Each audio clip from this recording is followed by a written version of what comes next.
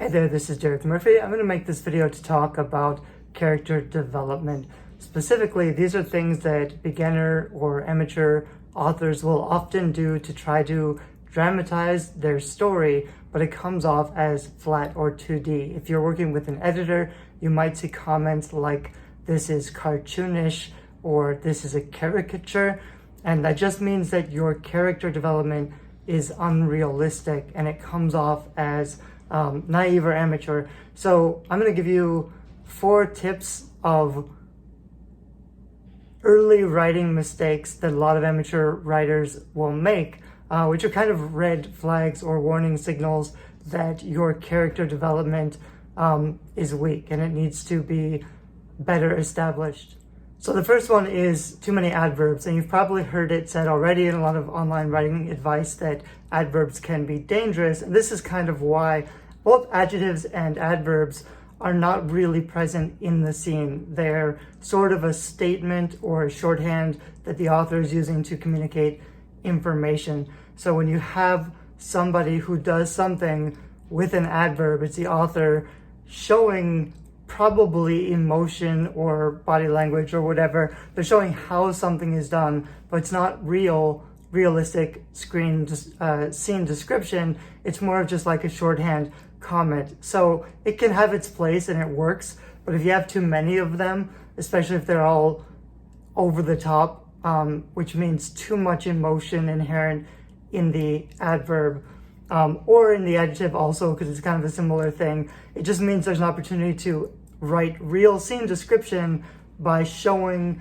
what is in the scene, what you can see and picture and touch, the physical things, rather than a commentary on the way somebody is doing something. It's kind of difficult as a prescriptive statement to say never use adverbs.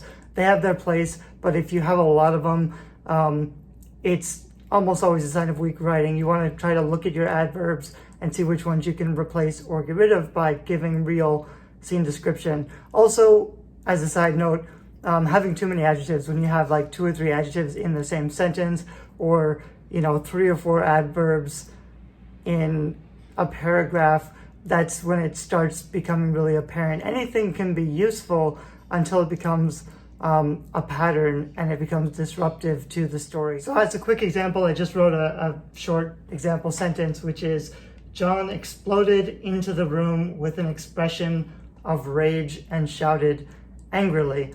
So you're doing a lot of things in that sentence which say the same thing. He exploded, that's his body positioning, an expression of rage on his face. He shouted angrily.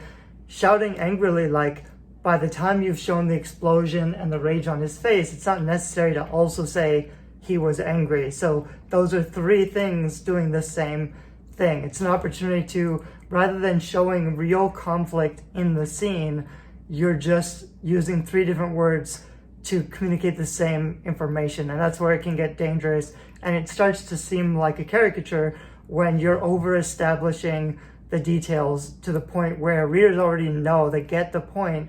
And I'll mention this in a minute, when you're like 3xing the drama by adding all these other indicators, it just comes off as flat or false. You're trying too hard, basically.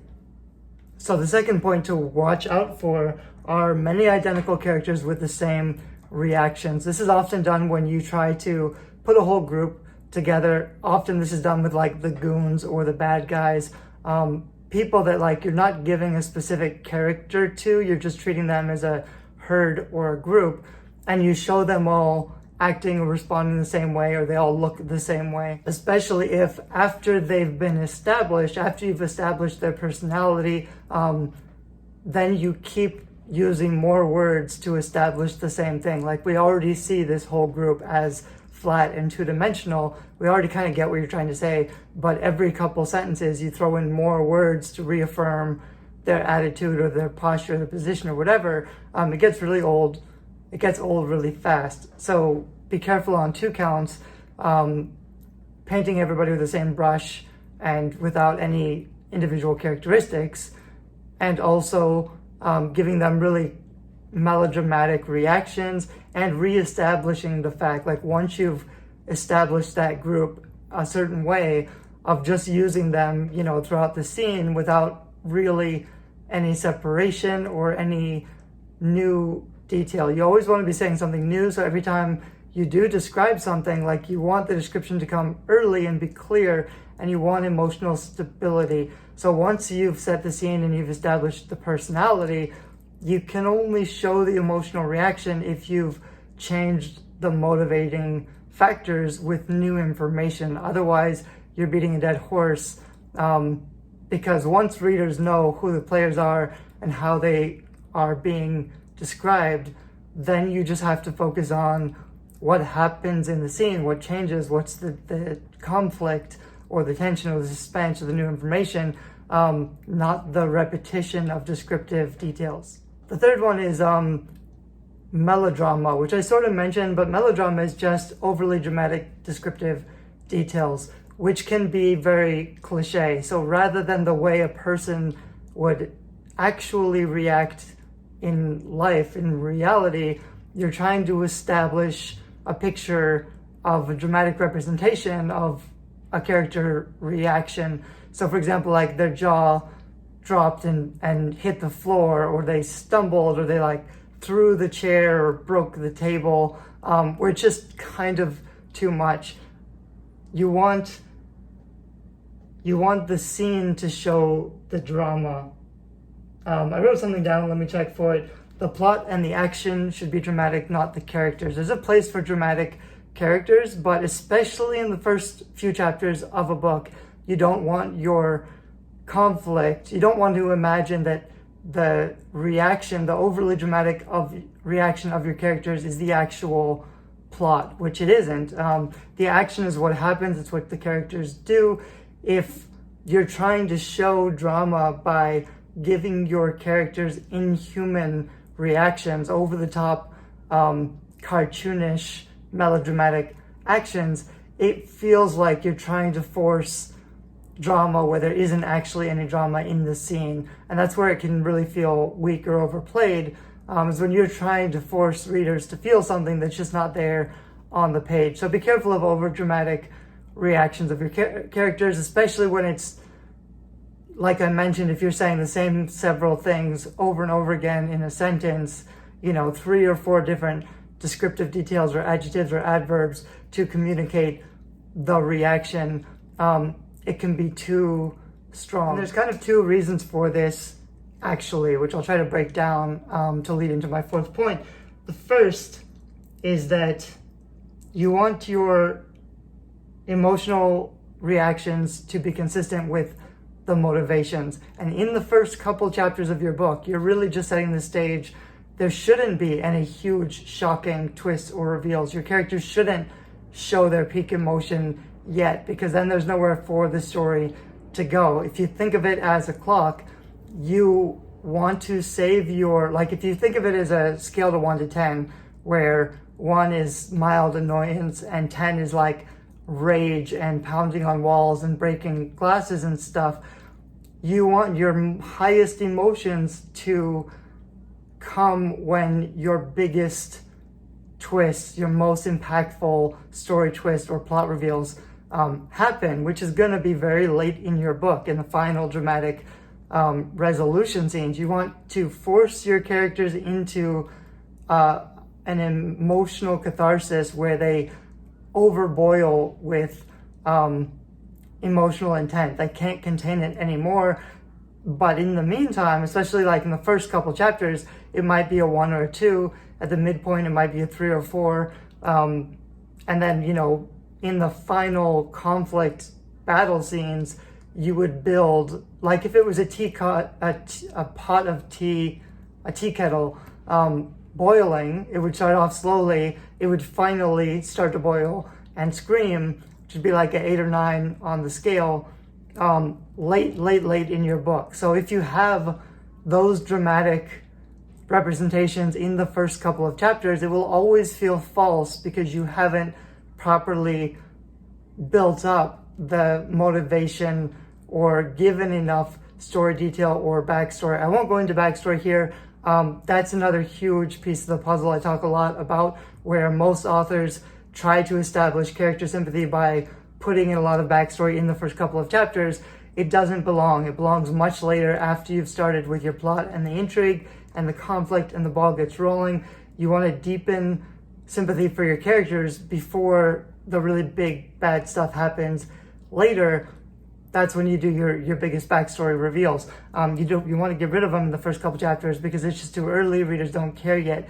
You have to hook with intrigue, which is unresolved story questions and unresolved conflict, before you have readers' attentions and they'll care about the backstory. Most authors try to do the opposite, where they establish their backstory first when it doesn't matter because nothing is happening and there's no danger or conflict yet. So that's a big piece of the puzzle, but I won't go too far into that yet, except to say that's where most authors will show their huge emotional reactions in the context of those backstory details, but they just don't hit right because readers don't know why this story matters or why it's relevant. But the other crucial component of this is the peaks and valleys of your emotional experience, which have to be properly justified and motivated. So that's my fourth point, which is if you have an emotional outburst, you need your characters to have a stable personality. They can erupt in emotion when given proper motivation and context, but it won't come quickly, and it will seem erratic or melodramatic if it happens like in the same chapter.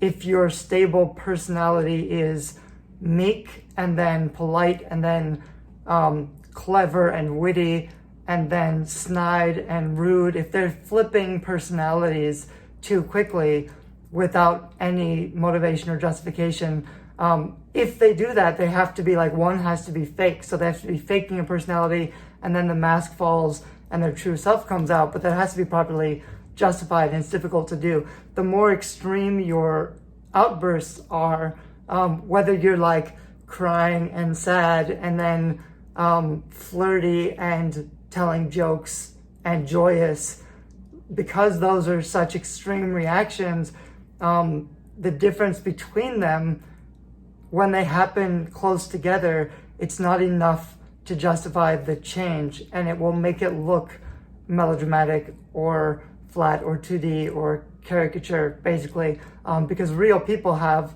real justifications for their emotional outbursts, and because most people don't have emotional outbursts at all.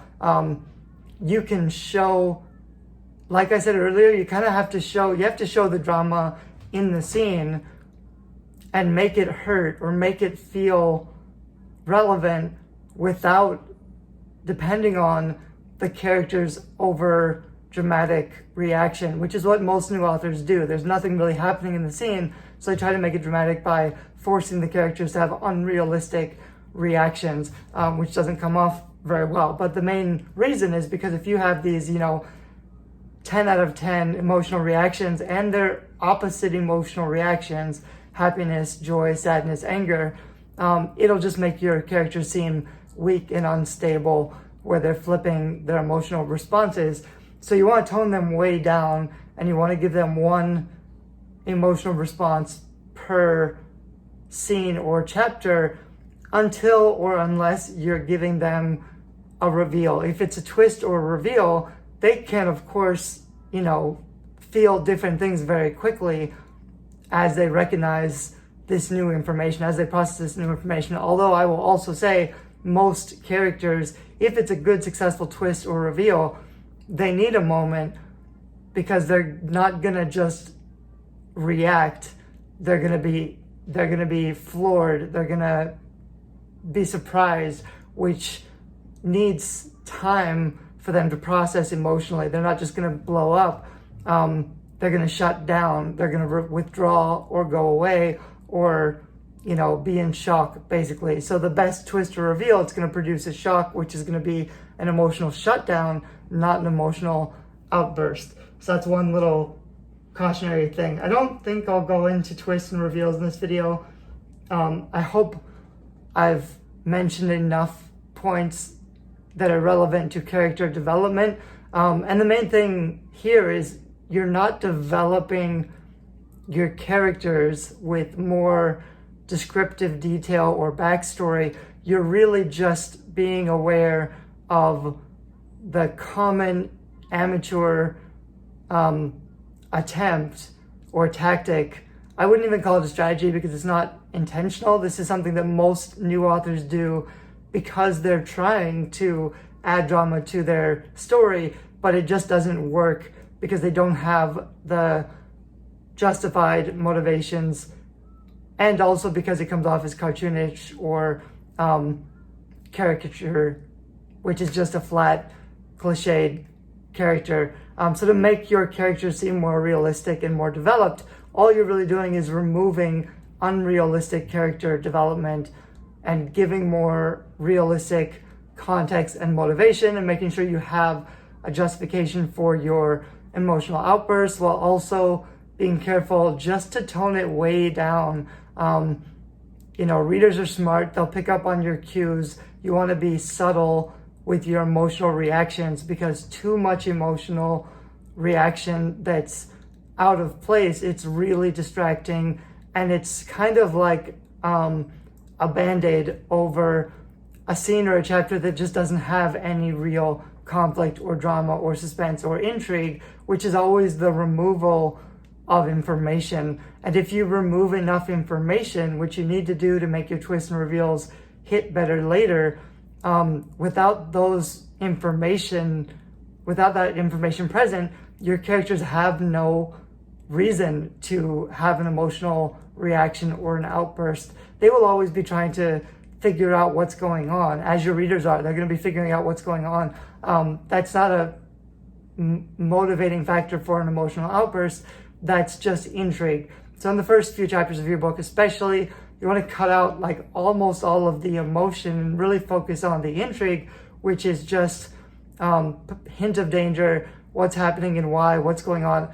Weirdness is how I describe it in a lot of my resources. You want to have escalating weirdness, that your characters and your readers are just trying to figure out, what are these weird things? What's happening? What's going on? There can be, a hint of danger because you want to have some of that, even in like a contemporary or romance. You have to set up what your main characters are afraid of, and then put them in proximity with those things to create anxiety or discomfort. That's all I mean. Even if it's not like real danger or violence, you want to force your characters to feel uncomfortable and show their weaknesses or their flaws. Show what they desire, show what they're afraid of, and put them in personally challenging situations with real stakes that they try to avoid. That's how you kind of get your story going.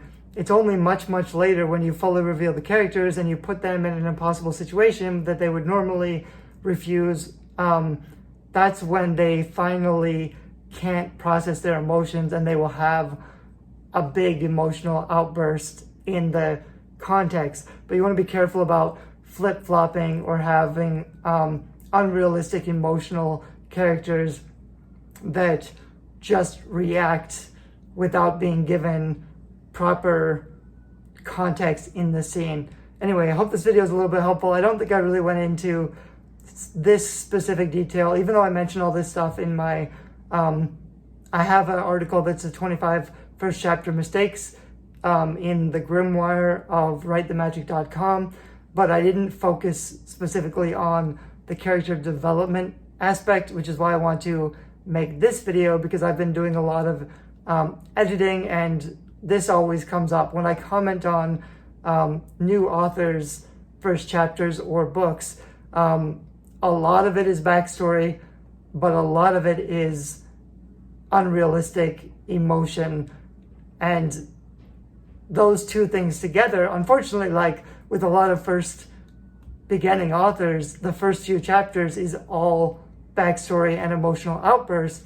So you may have the elements or the seeds of a potentially really strong story there, but unless you get rid of all of the stuff that you've got down on the page, which is backstory and unnecessary emotional outbursts, then whatever seeds you have of a potential story, they're immediately covered up by flawed or amateur writing, and they'll scare readers away. So with editing, with revision, you really have to pay attention to not making it better, but removing the bad stuff to allow your story to grow organically without seeming fake or melodramatic. So I hope this video helped. Let me know in the questions if you have any comments down below.